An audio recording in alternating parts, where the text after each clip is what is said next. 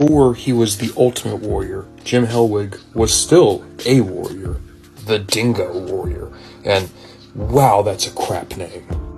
From Mattel's WWE Elite, specifically the Target Legends subline, this is the Dingo Warrior, though of course he's going to be packaged as the Ultimate Warrior, and for anyone who does not know, this is what the Ultimate Warrior looked like before he went to the WWF.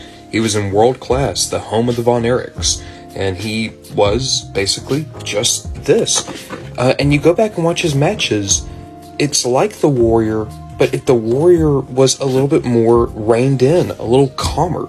He wasn't really that screaming ball of energy, that lightning bolt in a bottle that he'd be as the Warrior. Instead, it was more his look and his intensity that got him over there. Take a closer look at this figure, and let's talk about that head sculpt. It doesn't even look like the Warrior, right? And it's not a bad head sculpt. It's perfect. What I'm saying is, it's amazing how much of a transformation he made facially between Dingo and Ultimate.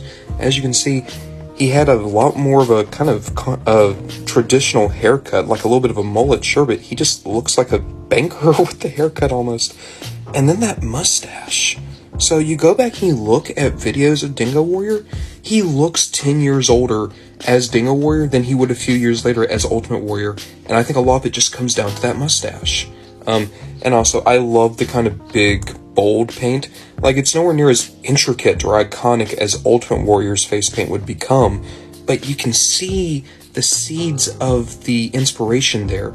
You see the shape starting to kind of take form. And looking at the rest of the body, kind of the same deal. It's a lot more simple than anything Warrior would usually wear, especially the colors, these mostly primaries, almost red, white, and blue in terms of the palette tones he's going for. But it's because you can just see where he's getting his start for what this character should look like. And let's say you are more of an Ultimate Warrior than a Dingo Warrior fan. Well, they managed to pack in this amazing head sculpt to go with the body. Now, the body is wrong for this face paint. The face paint is actually based on the first televised appearance of the Ultimate Warrior. And you can see the blue and yellow, and here's the thing, right? The sculpt we've seen many times. It's a very just standard head sculpt for Warrior to get in the Mattel lines. But that face paint, that's the best, like, color combo I've ever seen on Warrior. It strikes me so well.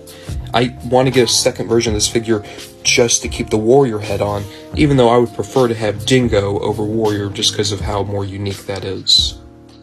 Two great head sculpts, two fists, two open hands, and two grippy hands that I have no use for. This really is a spectacular figure, and I adore having this Warrior.